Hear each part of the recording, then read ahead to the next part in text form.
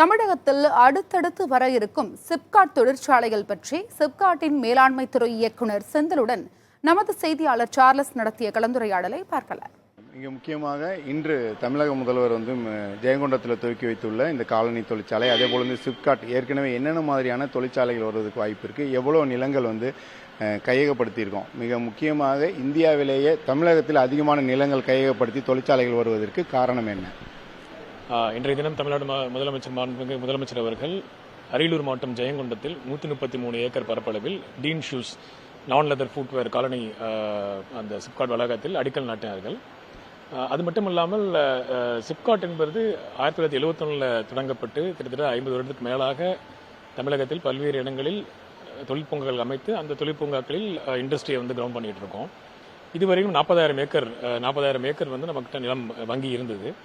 2021 மனு முதலமைச்சர் அவர்கள் 45,000 ஏக்கர் கூடுதலாக நிலங்களை கையகப்படுத்துவோம் சிப்காட் மூலமாக அப்படின்னு ஒரு அறிவிப்பு வந்ததுக்கிணங்க நம்ம பல்வேறு இடங்கள்ல எந்தெந்த இடங்கள்ல தொழிற்சாலை துவங்குறதுக்கு ஐடியலா இருக்கோ அந்த இடங்களை நம்ம தேர்வு செஞ்சு அதுல தொழிற்சாலை துவங்க உண்டான பணிகளை நம்ம செய்து கொண்டிருக்கோம். இதுல குறிப்பா தென் தமிழ்நாடு அதே போல சென்ட்ரல் தமிழ்நாடு டெல்டா ரீஜன், அதே போல வெஸ்டர்ன் தமிழ்நாடு மாதிரி எங்கெங்க சிப்காட் இல்லையோ தொழில் வளர்ச்சி பின்தங்கி இருக்கோ அந்த பகுதியில் சிப்காட் அமைப்பு மூலமாக தொழில் வளர்ச்சி அங்கே பெருகும். ஸோ அதன் அடிப்படையில் தான் இப்போ இந்த அரியலூர் மாவட்டத்தில் நம்ம சிப்காட் தொடங்கியிருக்கோம். இது முக்கியமாக திருச்சி, தஞ்சாவூர், கரூர் இதிலெல்லாம் என்ன மாதிரியான நிறுவனங்கள், என்ன தொழிற்சாலைகள்லாம் வரப்போகுது?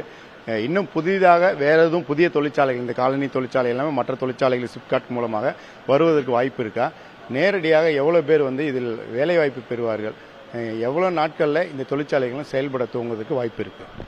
குறிப்பாக நம்ம சிப்காட் தொழிற்பூங்கா அமைக்கும் போது அங்கே சரியான சாலை வசதிகள், லைட்டிங் ஃபெசிலிட்டி, அங்கே தொழிற்சாலைக்கு தேவையான பவர் ஃபெசிலிட்டி, அதுக்கு சப்ஸ்டேஷன் அமைப்பது, அதே போல் தண்ணீர் ஃபெசிலிட்டி, தண்ணீர் கொண்டு வருது, இது மாதிரி அனைத்து விதமான பேசிக் கம்யூனிட்டிஸை நம்ம ரெடி பண்ணி கொண்டு வரோம்.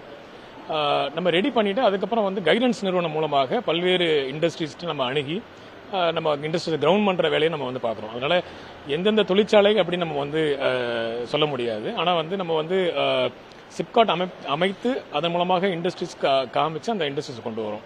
ஆனால் செக்டார் ஸ்பெசிஃபிக் ஆஃப் லேட் நம்ம சிப்காட் மூலமாக என்ன பண்றோம்னா செக்டார் ஸ்பெசிஃபிக் இண்டஸ்ட்ரீஸ் கொண்டு வரும். ஃபார் எக்ஸாம்பிள் மணப்பாறையில் நம்ம ஃபுட் பார்க் போட்டிருக்கோம். அங்கே உணவு பதப்படுத்தக்கூடிய, உணவு மேம்படுத்தக்கூடிய, அதாவது வேல்யூ அடிஷன் பண்ணக்கூடிய இண்டஸ்ட்ரீஸ் நம்ம கொண்டு வரோம். அதே போல சில இடங்களில் எலக்ட்ரானிக் மேனுஃபேக்சரிங் கிளஸ்டர் சென்னை அருகாமையில் பண்ணியிருக்கோம். இவி மேனுஃபேக்சரிங் கிளஸ்டர்ஸ் ஓசூர் அந்த பகுதியில் பண்ணியிருக்கோம். இது போல செக்டார் ஸ்பெசிபிக் பார்க்ஸும் நம்ம ஆஃப் லேட் நம்ம பண்ண ஆரம்பிச்சிட்டோம்.